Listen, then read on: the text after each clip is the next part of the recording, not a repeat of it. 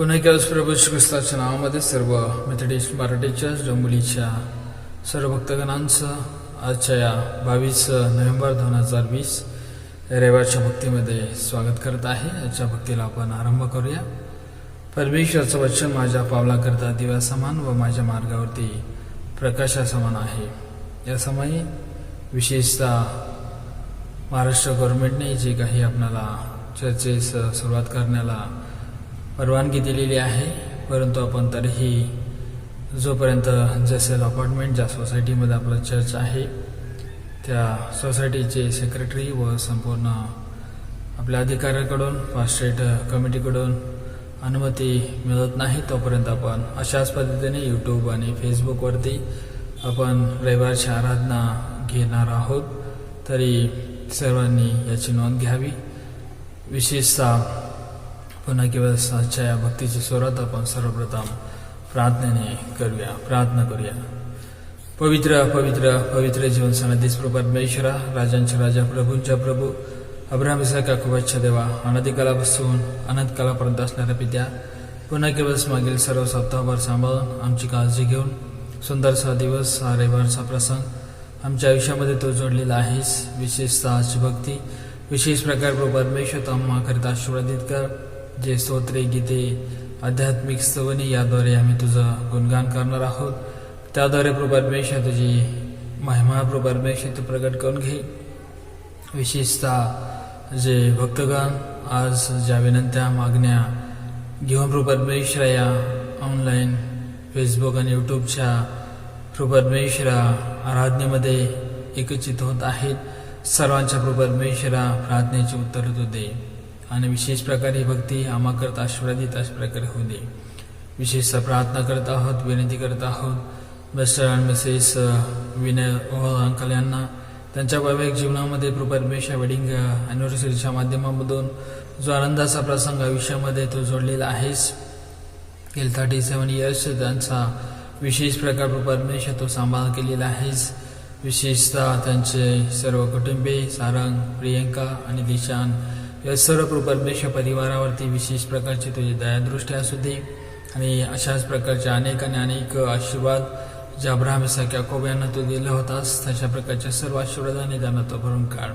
त्यासोबतच प्रार्थना करत आहोत मिसेस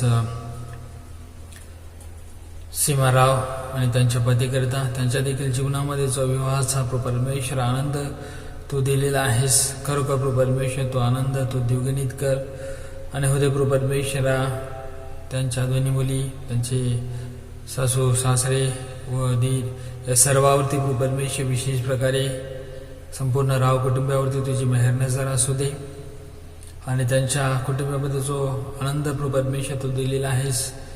विशेष राव अंकल आंटी यांच्या विवाहाच्या वेडिंग अॅनिव्हर्सरीच्या माध्यमामधून, शिवना या बालिकेच्या बर्थडेच्या माध्यमामधून खरोखर प्रभू परमेश्वर सर्व कुटुंबियांना 2020 या वर्षामध्ये तो सांभाळलेला आहेस. पुढील देखील जीवनामध्ये अशा प्रकारे तो सांभाळ.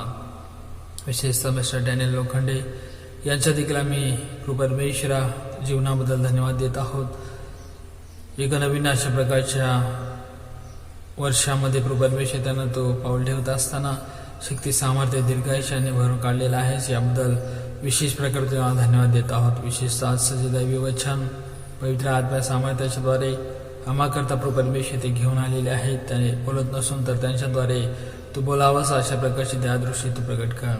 विशेषतः प्रार्थना करत आहोत, विनंती करत आहोत विशेष तृप्ती लोखंडे यांच्याकरता देखील, खरोखर त्यांना देखील पवित्र आत्म्याच्या सामर्थ्याने तो भरून काढ. त्यांचा तो विशेष प्रकारे मार्गदर्शक हो. त्यांचे सर्व कुटुंबीय लोखंडे परिवार यांना देखील प्रभू परमेश्वर तो सहाय्याच्या आत्म्याने भरून काढ. विशेषतः जे प्रभू परमेश्वरा आम्ही आमचं जीवन, संपूर्ण मंडळीचं जीवन तुझ्या हातामध्ये सुपूर्द करत आहोत. उत्तम अशा प्रकारचं सामाजिक, धार्मिक, आर्थिक सर्व काही गरज स्वर्गीय भांडरामधून प्रभू परमेश्वर आम्हास तू प्रदान कर. मान महिमा करू तुला जाईत विनंती प्रभू श्री ख्रिस्ताच्या नावामध्ये तुझ्याकडे सादर केली आहे म्हणतो आहे. आमेन.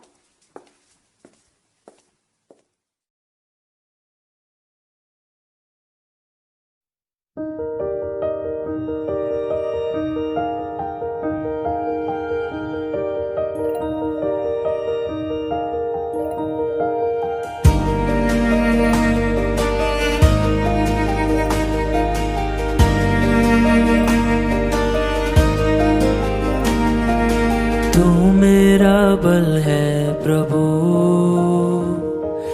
तू मेरा बल है प्रभु,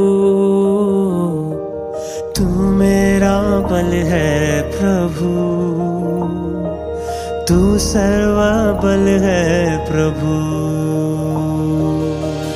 उठती लहरों में डूबती नैया में, उठती लहरों में डूबती नैया में, तू ही है मेरा कप्तान, संग मेरे इस दरमियां।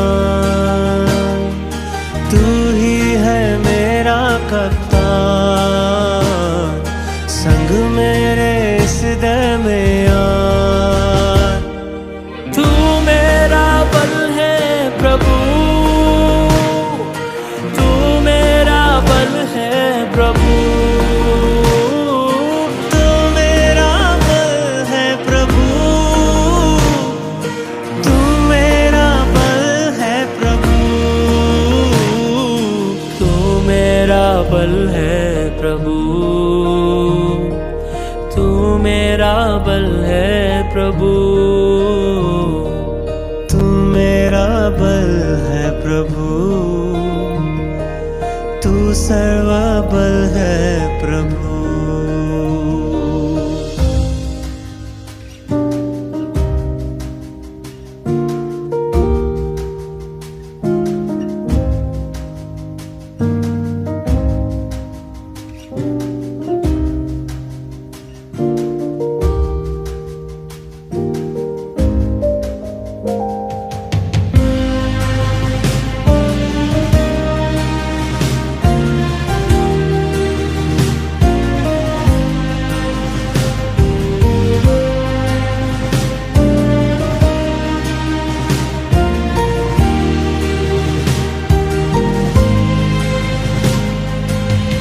जब मैं थका गिरा और निर्बल भी हुआ, जब मैं थका गिरा और निर्बल भी हुआ, तूने ही चंगा किया। यहोवा शाबोत मेरा, तूने ही चंगा किया। यहोवा शाबोत मेरा, तू मेरा बल है प्रभु, तू मेरा बल है प्रभु, तू मेरा बल है प्रभु, तू मेरा बल है प्रभु, तू मेरा बल है प्रभु, तू मेरा बल है प्रभु, तू मेरा बल है प्रभु, तू सर्व बल है प्रभु। मेरा जीवन तू ही प्रभु, मेरा प्यार भी तू ही प्रभु, खूबसूरती तू ही प्रभु, मेरा सब कुछ है तू ही प्रभु। मेरा जीवन तू ही प्रभु, मेरा प्यार भी तू ही प्रभु, खूबसूरती तू ही प्रभु, मेरा सब कुछ है तू ही प्रभु। मेरा जीवन तू ही प्रभु, मेरा प्यार भी तू ही प्रभु, खूबसूरती तू ही प्रभु, मेरा सब कुछ है तू ही प्रभु। तू मेरा बल है प्रभु, तू मेरा बल है प्रभु, तू मेरा बल है प्रभु, तू मेरा बल है प्रभु, तू मेरा बल है प्रभु, तू मेरा बल है प्रभु।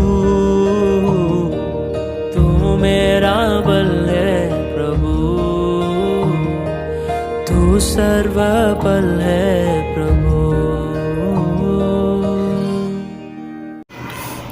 Hallelujah, praise the Lord. आजच्या मनोसाठी विषय आहे विश्वास, चिंता आणि चिता. याबद्दल मी आपणास सांगणार आहे.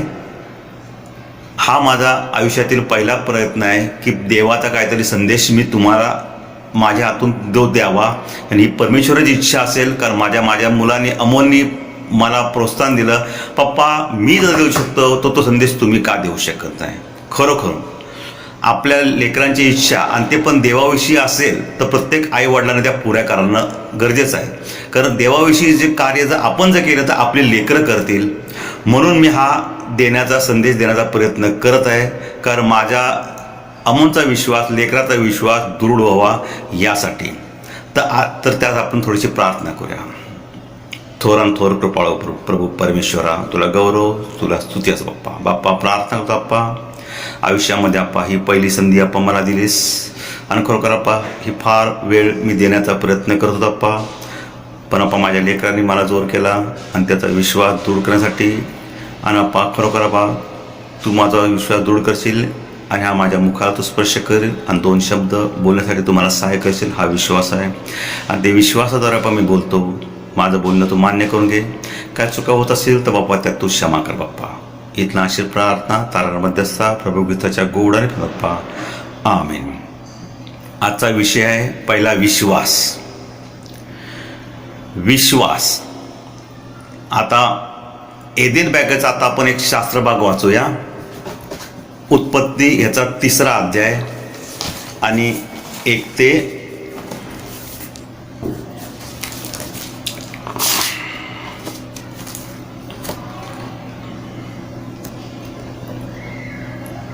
6. परमेश्वर देवाने केलेल्या सर्व वंचरात सर्प फार धूर्त होता. तो स्त्रीला म्हणाला, तुम्ही बागेतल्या कोणत्याही झाडाचे फळ खाऊ नये असे देवाने तुम्हाला सांगितले, हे खरे काय? स्त्रीने सर्पास म्हटले, बागेतल्या झाडांची फळे खाण्याची आम्हाला मोकळीक आहे, पण बागेच्या मध्यभागी असलेल्या झाडाच्या फळाविषयी देवाने सांगितले आहे की ते खाऊ नका, त्याला स्पर्श करू नका, कराल तर मराल. सर्प स्त्रीला म्हणाला, तुम्ही खरोखर मरणार नाही, कारण देवाला हे ठाऊक आहे की तुम्ही त्याचे फळ खाल, त्याच दिवशी तुमचे डोळे उघडतील आणि तुम्ही देवासारखे बरे वाईट जाणणारे व्हाल. त्या झाडाचे फळ खाण्यास चांगले, दिसण्यास मनोहर आणि शहाणे करण्यास इष्ट आहे असे त्या स्त्रीला दिसून आले. तेव्हा तिने त्याचे फळ काढून खाल्ले व आपल्याबरोबर आपल्या पतीसही दिले व त्याने ते खाल्ले. आता हा विश्वास. ह्याच्या अगोदर जर स्त्री काय म्हटली की देवाने सांगितलं की ह्या झाडाचं फळ खाऊ नका, म्हणजे परमेश्वराने त्यांना आज्ञा केली होती, तुम्ही ह्या बागेतली एदेन बागेतली तुम्ही सर्व फळे खाऊ शकता, फक्त तुम्ही ह्या मधल्या झाडाचं फळ खाऊ नका, त्याच्याने तुम्हाला बरं वाईट ते कळेल. हा परमेश्वराने मानवाबद्दल निर्माण केलेला विश्वास की तुम्ही ते फळ खाऊ नका, ही जवळजवळ आज्ञा दिली होती. आणि सर्पाने त्या स्त्रीला भुलवलं की परमेश्वराने सांगितलं आहे हे फळ खाल्ल्याने खाऊ नका, तर ते खाल्ल्याने तुम्हाला बुद्धी येईल, बरोबर आहे, तुम्ही देवा समान व्हाल आणि तुम्हाला बरे वाईट कळेल. मग तेव्हा त्या स्त्रीला समजलं नाही की आपण ऐकायचं कुणाचं, हा सर्पाचं ऐकायचं, या सैतानाचं ऐकायचं की देवाचं ऐकायचं. मग आज्ञा कुणाची मानायची? ज्या परमेश्वराने आपल्याला निर्माण केलं आदामाला आणि हव्वाला, त्या परमेश्वराची आज्ञा मानायची की सैतानाची आज्ञा मानायची? ह्या मनस्थितीमध्ये ती पापात गुंतली. म्हणजे फळ खाण्याच्या अगोदर तिच्या मनामध्ये पाप उत्पन्न झालं. पाप उत्पन्न झालं म्हणून ते फळ तिने खाल्लं, म्हणजे पाप फळ खाण्या अगोदर आलं. कारण जर तिला जर पापच जर तिला जर माहिती नसतं तर तिने परमेश्वराचा आज्ञाचा भंग केला नसता, तिने सैतानाचं ऐकलं नसतं, सैतानाला ती भुरळी नसती आणि तिच्या मनामध्ये चरबीजल झाली आणि त्यामुळं तिने परमेश्वराची आज्ञा दूर केली आणि ती पापात अडकली गेली आणि तिने त्या पापामध्ये गुंतून तिने ते फळ खाल्लं आणि तेव्हापासून माणूस पापात गुंतला. म्हणजे इथं सुद्धा काय आलं, विश्वास. तिने विश्वास कोणावर ठेवला, परमेश्वरावर नाही, तर परमेश्वराने तिने आज्ञाभंग केली, विश्वासाचा घात केला. आणि तिने कुणावर विश्वास धरला, तर सैतानावर विश्वास धरला.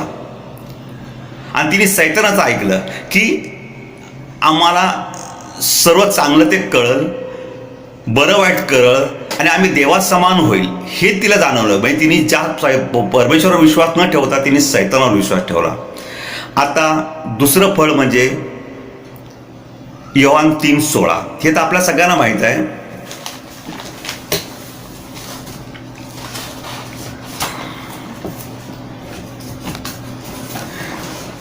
देवाने जगावर एवढी प्रीती केली की त्याने आपला एकुलता एक पुत्र दिला, असा की जो कोणी त्याच्यावर विश्वास ठेवतो त्याचा नाश होऊ नये, तर त्याला सार्वकालिक जीवन प्राप्त व्हावे. परमेश्वराने विश्वासाने जगामध्ये आपल्या लेकराला पाठवलं. कुठल्या विश्वासाने, की मी माझ्या लेकराला ह्या जगात पाठवतो. विश्वासाने पाठवलं, की विश्वास आपल्यावर त्याने आपला विश्वास त्याने व्यक्त केला की खरोखर जी मी निर्माण केलेली मानव आहे तो विश्वासाने माझ्या लेकराचा स्वीकार करतील. आणि जे ह्या जगामध्ये पाप आलेलं आहे ते पाप घालवण्यासाठी माझ्या लेकराचा स्वीकार करतील आणि माझ्या लेकरावर विश्वास ठेवतील. म्हणून त्याने आपले एकुलता एक पुत्राला पाठवलं. त्या पुत्राने आपलं सर्व पापं त्याने आपल्या अंगावर घेतली. एवढी घेऊन सुद्धा मानवाने त्यावर विश्वास ठेवला नाही आणि तो क्रूसावर खेळला. म्हणजे माणसाने विश्वास ठेवला की हा देवाचा पुत्र, हा विश्वास ठेवलाच नाही. डायरेक्ट त्याला आपण काय केलं, क्रूसावर खिळवून टाकलं. म्हणजे आपण विश्वासाने त्याला बघितलंच नाही. ज्या विश्वासाने स्वर्गातून आपला एकुलता एक पुत्र परमेश्वराने या जगात पाठवला, ज्या विश्वासाने तो क्रूसावर खेळला, तो विश्वास आता त्याच येशू ख्रिस्ताचा विश्वास आहे का आता, की अजून सुद्धा माणसं माझ्यावर विश्वास ठेवतात का? जो तिसऱ्या दिवशी तो मेल्यातून पुन्हा उठला आणि त्याचं पूर्णसन झालं, हे एवढं सगळं जाणून सुद्धा आपला अजून त्याच्यावर विश्वास आहे का? विश्वासाने आपण चर्चला येतो का? विश्वासाने आपण त्याची स्तुती करतो का? विश्वासाने आपण त्याची सुवार्ता गाजवतो का? नाही. आपण वेळच देत नाही. चर्चमध्ये यायला सुद्धा आपल्याला आपला वेळ आपण दुसऱ्या ठिकाणी देण्याचा प्रयत्न करतो. कोण विश्वासाने येतं चर्चमध्ये, आणि आज नाही नंतर जाऊया, म्हणजे तुमचा पूर्ण विश्वास नाही. तर म्हणजे याचा अर्थ की त्याचं पुनरुत्थान झालेलंच नाही. तो अजून क्रूसावर खेळलाय आणि तो अजून सुद्धा आपल्या पापासाठी क्रूसावर रक्त सांडत आहे. हेच जर तुम्हाला क्रूसावर जर ख्रिस्त जर नको असेल, त्याचं रक्त अजून सुद्धा सांडलेलं नको असेल, तर तुम्ही या सर्व पापापासून दूर व्हा. परमेश्वराला वेळ द्या. आपल्याला माहिती आहे या जगामध्ये आपल्याला जगण्यासाठी काही ना काही कामं करावं लागतात, नोकरी करावं लागते, घर आहे, सगळं संसार सगळं सांभाळ. पण हे एवढं करून सुद्धा तुम्ही परमेश्वराला वेळ द्या. परमेश्वर तुमचा सर्व वेळ मागत नाही. परमेश्वर तुमच्या जीवनाचा थोडा वेळ मागतो की तुम्ही विश्वासाने माझ्याकडे सर्व वेळ देण्यापेक्षा जो थोडाफार पूर्णपणे विश्वासाने त्याच्याकडे द्या, की त्याचं क्रूसावरचं अजूनपर्यंत सांडणं असलेलं रक्त ते थांबेल आणि खरोखर आपला विश्वास झाल्याबद्दल तो क्रूसावर नाही, तो पुनरुत्थान होऊन तो स्वर्गात गेलेला आहे. म्हणजे तो तिथं सुद्धा काय आलं, विश्वासाने. म्हणजे विश्वासाने आपण त्याला ग्रहण केलं पाहिजे, विश्वासाने आपण प्रबोधन घेतलं पाहिजे. कारण तो काय म्हटलेला आहे, ही भाकर म्हणा, हे माझं शरीर आहे आणि ते तुम्ही खा, हे माझं रक्त तुम्ही प्या आणि तुम्ही शुद्ध व्हा. मत्ते याचा 26वा अध्याय आणि 26 28 असेल. मग ते भोजन करीत असताना येशूने भाकर घेतली व आशीर्वाद देऊन ती मोडली आणि शिष्या देऊन म्हटले, घ्या खा, हे माझे शरीर आहे. आणि त्याने प्याला घेतला व उपकार स्तुती करून तो त्यास दिला व म्हटले, तुम्ही सर्व यातून प्या, हे माझे नव्या कराराचे रक्त, हे पापांची क्षमा होण्यासाठी पुष्कळांकरता ओतले जात आहे. हे आपण महिन्याच्या प्रत्येक रविवारी करतो. परमेश्वराने आपल्यासाठी दिलेलं आहे ते, पण हे किती विश्वासाने आपण करतो. जसा अब्रामाचा विश्वास आपण पाहतो, एवढा होता की परमेश्वराने सांगितलं तुझ्या मुलाचा होमार्पण कर, तो देण्यासाठी त्यांनी कुशंका केली नाही. तो सरळ त्यांनी आपल्या मुलाला घेतलं आणि त्याचा बळी देण्यासाठी तो गेला. आणि परमेश्वराने त्याचा विश्वास पाहून त्याच्या हातातली तलवार थांबवली आणि परमेश्वराने त्याला आशीर्वाद दिला. त्या प्रकारे आरामात अब्रामाच्या गोष्टीमध्ये पुष्कळ वेळा त्याचा विश्वास त्यांनी परमेश्वराबरोबर दाखवलेला आहे. म्हणूनच आपण अब्रामाला आपण काय म्हणतो, अब्रामाचा देव, इसाकाचा देव आणि याकोबाचा देव, कारण त्यांचा परमेश्वरावर विश्वास होता आणि तो विश्वास आपल्या ठायी पाहिजे आणि त्या विश्वासाने आपण जगा. जर आपल्या ठायी तसा जर विश्वास असेल तर त्यांच्या वेळेस त्यांना जी संकट आले त्या संकटातून सगळी ती लोक पार झाले, कारण त्यांचा विश्वास परमेश्वरावर होता. आपला विश्वास परमेश्वरावर नाही. म्हणून आपल्या मागं चिंता लागलेल्या आहेत, काळज्या लागलेल्या आहेत. आपण प्रत्येक गोष्टीची काळजी करतो. माझं उद्याचं कसं होईल, माझं ही नोकरी आहे, आता ह्या रविवारी मला कामावर बोलवलं आहे तर मला कामावर जाणं भाग आहे, नाही गेलो तर मी घरी बसतो तर कारण ही चिंता, सगळ्या चिंता आपल्याला भेडसावत आहेत. तर आपण काय करणार? आपण त्या परमेश्वराला टाकूनच देत नाहीये. आपण त्याच्यात एवढे गुरफटतो की आपण हे विसरतो की आपली काळजी करणारा तो प्रभू परमेश्वर आहे. आपण बघितलं पहिलं योहान 4 अध्याय 16 वचन,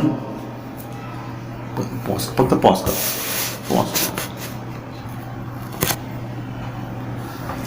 योहानाचे पहिले पत्र 4 अध्याय आणि 16 वचन, देवाची आपल्यावर जी प्रीती आहे ती आपल्याला कळून आली आहे व आपण तिच्यावर विश्वास ठेवला आहे. देव प्रीती आहे, जो प्रीतीमध्ये राहतो तो देवामध्ये राहतो.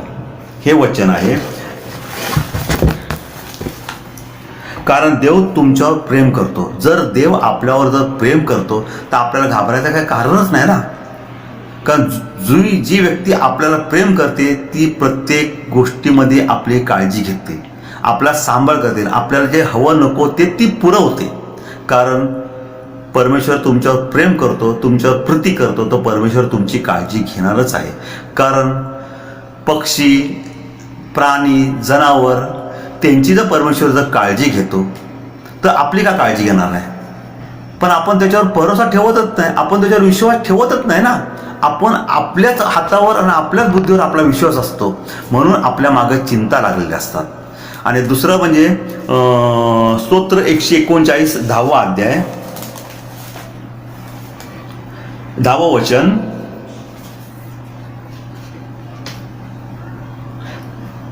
तरी ते मी पहाटे पंख धारण करून समुद्राच्या अगदी पलीकडच्या तीरावर जाऊन राहिलो तरी तेथेही तुझा हात मला चालवेल, तुझा उजवा हात मला धरून ठेवेल. अंधकारात मला लोपव, माझ्या भोवतालच्या प्रकाशात काळोख, असे जरी मी म्हणालो तरी अंधकारात देखील तुझ्यापासून काही एक लपून राहत नाही आणि तिथं सुद्धा तू माझी काळजी घेतोस. मग परमेश्वर जर प्रत्येक वेळेस आपली काळजी करतो, आपला सांभाळ करतो, तर आपल्याला घाबरण्याचं काही कारणच नाही ना. काळजी चिंता करू नका, कारण देव तुमच्यावर प्रेम करतो, म्हणून आपल्याला काळजी करण्याचं कारणच नाही. चक्रावून जाऊ नका. कुठल्या एकदम अडचणीमध्ये आला, मी काय करू हे आपल्याला जेव्हा सुचत नाही तेव्हा आपण चक्रावून जातो किंवा आपल्याला चक्रावून आपण पडून जातो, तर तेव्हा चक्रावून जाऊ नका, घाबरू नका, कारण देवाने तुमचा हात धरलेला आहे आणि तो तुम्हाला हाताला धरून घेऊन जात आहे. ह्या प्रधान एक गोष्ट आहे मुलाची आणि त्याच्या वडिलांची. जंगलातनं मुलगा आणि वडील रात्रीला जात असताना जंगलामध्ये आता रात्रीच्या टायमात आवाज हा येणारच, कसला ना कसला तरी आवाज येणार. तो मुलगा बापाला काय म्हणतो, पप्पा जंगलात आपल्याला धरण्यासाठी कोणतरी मागून येतंय. तो वडील पिता काय म्हणतो, तुझा हात माझ्या हातात दे, मी तुझा हात धरतो. जेव्हा तो पिता आपल्या मुलाचा हात हातात घेतो तेव्हा तो मुलगा न घाबरता त्या जंगलात आनंदाने नाचकारत, त्याला माहित आहे की माझ्या वडिलांनी माझा हात धरलेला आहे आणि तो मला चालवत आहे. तसा विश्वास आपल्यामध्ये ठेवायला. आपल्या कुठल्याही चक्रावून जाऊ नका. आपला हात आपण आपल्या परमेश्वराच्या, आपल्या ख्रिस्ताच्या हातात द्या. तो आपल्याला चालवणारा आहे. आणि जर तुम्ही त्याच्या विश्वासात चालता, त्याच्यावर भरोसा ठेवून चालता, त्याच्या वचनात तुम्ही चालता, शास्त्रामध्येच तुम्ही जगता, देवाला भिवून जगता, तर तुम्हाला घाबरण्याचं कारण नाही. कारण आपला हात परमेश्वराने धरलेला आहे आणि तो आपल्याला चालवतो. आणि त्याप्रमाणे स्तोत्र 121 5 वचन, कारण देव तुम्हाला राखतो, परमेश्वर तुमचं रक्षण करतो, परमेश्वर तुमचा सांभाळ करतो. तुम्ही कुठल्याही अडचणीमध्ये जा, तुमच्या डोंगर जरी कोसळत तर त्याच्यातनं तुम्हाला सावरणारा आणि त्यात तुमची काळजी घेणारा आणि त्यात तुमचं संरक्षण करणारा प्रभू परमेश्वर बाप आहे. पण आपला भरोसा, आपला विश्वास त्याच्यावर पाहिजे आहे. आज आपण काय करतो, जगिक सुखामध्ये, नोकरीमध्ये, ह्या चिंतेमध्ये आपण स्वतः आपल्या अडचणी दूर करण्याचा प्रयत्न करतो आणि त्या चिंतेमध्ये आपण एवढं गुंतून जातो, एवढं आपलं शरीर थकतं, नोकरी, धावपळ हे करण्यामध्ये ते करत आपला विश्वास आपल्यावर आणि त्या चिंता करत असताना आपण आपल्या जगण्याचा जो आनंद आहे तोच आपण घालून बसतो आणि आपण चिंते करत आपण चिंतेमधून चितेवर जातो आणि आपलं आयुष्य मरण्याच्या अगोदरच कसं मेलेलं आहे हे आपण पाहतो. कारण का आपला परमेश्वरावर विश्वास नाही म्हणून तुम्ही चिंतेमध्ये आहात आणि तुम्ही चिंतेमध्ये आहात म्हणून तुम्ही चितेवर आहात. जर तुमचा विश्वास जर परमेश्वरावर जर असेल तर तुम्ही तुमच्या सर्व चिंता परमेश्वराला देणार आणि त्या चिंता परमेश्वराला दिल्या तर तुम्हाला चितेकडे जायचा प्रश्नच नाही ना. कारण आपल्याला सांभाळणारा, आपली काळजी घेणारा, आपल्याला पूर्णपणे संरक्षणाला प्रभू परमेश्वर बाप आहेस. म्हणून त्याच्या विश्वासात जगा, त्याच्या संगती राहा, त्याच्यावर भरोसा ठेवून तुम्ही राहा. आज जर तुम्ही देवासंगतीत चाललात तर उद्याच्या दिवसाची तुम्हाला काळजी करण्याची गरजच नाही आहे. तुम्ही निश्चिंत जगू शकता आणि आनंदामध्ये जगू शकता. मला देवाच्या भाऊंचा आधार आहे, त्याच्या हाती मी सुरक्षित राहणार आहे. देवासंगतीत चालण्यास जर आपण सुरुवात करतो आणि केली तर ती फक्त त्याच्या संगतीत चालायचं आहे, तेव्हा आपल्याला दुसरा विचार करण्याची काहीच गरज नाही आहे. आता आपण एक गोष्ट बघितली, येशू ख्रिस्त पाण्यावरून चालतो. तो पाण्यावरून चालताना जेव्हा पेत्र बघतो तेव्हा पेत्र काय म्हणतो, परमेश्वर मी चालू शकेल का, आणि तो उतरतो आणि चालतो. पण जरा पुढे गेल्यावर त्याचा विश्वास डळमळतो आणि त्याच्यामुळे तो पाण्यामध्ये डुबतो. तसा आपला विश्वास डळमळला नाही पाहिजे. आपण एकदा जर परमेश्वरासंगतीत चालण्याची सुरुवात केली तर इकडचा तिकडचा विचार न करता त्याच्या संगतीत चालायचं. आपल्याला परमेश्वर चालवणारा आहे, तर ते चालवण्यासाठी आपण त्याच्या प्रार्थनेत राहायला पाहिजे. आणि कशी चिंता न करण्याचा एकच मार्ग म्हणजे परमेश्वराच्या प्रार्थनेत राहणं, त्याच्या विश्वासात जगणं, त्याच्या संगतीत राहणं. काळजी, चिंता करणे थांबवा आणि परमेश्वरावर विश्वास ठेवा. कारण आमच्या जीवनाच्या प्रत्येक आवश्यक घटकामध्ये आम्ही जर काळजीची अदलाबदल विश्वासाबरोबर केली आणि हे दयाळू स्वर्गीय पिता मी तुझे उपकार मानतो असे म्हटले तर देवास संतोष होईल. कारण आपण आपला विश्वास परमेश्वराकडे जाहीर केला तर देवाला संतोष होतो. कारण बाबा विश्वासाने आम्ही आमच्याच काळज्या तुझ्याकडे देतो. परमेश्वर आनंद आहे, तो झटकन आपल्या सगळ्या चिंता काळज्या दूर करल आणि तो आपलं जीवन करल. तर हे घरात प्रत्येक आई वडिलांनी सुरुवात करायला पाहिजे. आपल्या घरामध्ये दररोज बसून प्रार्थना करणं, लेकरांना घेऊन प्रार्थना करणं, गाणी गाणं, परमेश्वर स्तुती करणं. आजकाल आई वडील काय करतात, लेकराला पुढचं आयुष्य सुखी होण्यासाठी, जगिक सुखी होण्यासाठी दिवस आणि रात्र मेहनत करतात. लेक पोरांना वेळ देत नाही आणि पोरांना वेळ देत नाही. पोरांना पण माहीत आहे बाप आपल्याला वेळ देत नाही, मग तुम्ही लेकरांना वेळ देत नाही, फक्त त्यांच्या सुखी जीवनासाठी तुम्ही झटताय. पण ते सुखी जीवन कुठपर्यंत हा विचार प्रत्येकाने करणार. मग आपला मुलगा कुठल्या मार्गाने जातो तर आपल्या लेकराला योग्य त्या मार्गाने नेण्यासाठी तुम्ही धावपळ करा, जगा. पण संध्याकाळ किंवा सकाळ आपण एकत्र बसून घरामध्ये प्रार्थना करा आणि त्या प्रार्थनेची शिकवण आपल्या लेकरांना द्या आणि आपल्याबरोबर आपल्या लेकरांचा पण परमेश्वराबद्दल विश्वास दृढ करा आणि आपल्या लेकरांना परमेश्वराच्या विश्वासात जगवा आणि त्यांना प्रार्थनेची, त्यांना स्तुती गौरव करण्याची सवय लाभू द्या आणि विश्वासाने प्रत्येकाने चर्चला येऊन आपला विश्वास जाहीर करावा असं होऊ द्या. या समय आपण शेवटच्या प्रार्थनेमध्ये जाऊया. त्यानंतर प्रभूने शिकलेली प्रार्थना म्हणून आणि आशीर्वाद घेऊ. पवित्र पवित्र पवित्र जीवन सरदेश प्रभू परमेश्वर राजांच्या राजा प्रभूंच्या प्रभू, आजची भक्ती, आजची आराधना आम्हाकरता तू आशीर्वादित केलेला आहेस आणि निश्चित अर्थाने विश्वासाने प्रभू परमेश्वर तुझवरती अवलंबून राहून आमचं जीवन परमेश्वर अधिक आशीर्वादाने भर काढून घेण्याकरता विशेष प्रकारचा आमचा सहाय्य मदत कर. विशेषतः संपूर्ण मेथडिस्ट मराठी चर्च डोंबिवलीच्या मंडळावरती तुझी विशेष प्रकारची कृपादृष्टी असू दे. मान महिमा कर तुला असे विनंती प्रभू श्री ख्रिस्ताच्या नावामध्ये तुझकडे सादर केले म्हणतो आहे. आमेन. आमच्या स्वर्गात बापा, तुझे नाव पवित्र मानले जाऊ, तुझे राज्य येऊ, जसे स्वर्गात तसे पृथ्वीवरही तुझ्या इच्छेप्रमाणे हो. आमच्या उच्च वाकरचा मास दे, आणि जसे आम्ही आपल्या ऋणात सोडले आहे तसेच आमचं ऋण आम्हास सोड, आणि आम्हास परीक्षेत नकोस तर आम्हास वाईटात सोडव, कारण की राज्य सामर्थ्याने गौरव आणि सर्व काळ तुझीच आहे. आमेन. आता प्रभू श्री ख्रिस्ताची कृपा, देवाच्या बापाची प्रीती आणि पवित्र आत्म्याची सहभागिता, मंडळामधील सर्व लहान तो प्रियजना संगती आता आणि युगाच्या समाप्तीपर्यंत सदा सर्व काळपर्यंत असो. आमेन.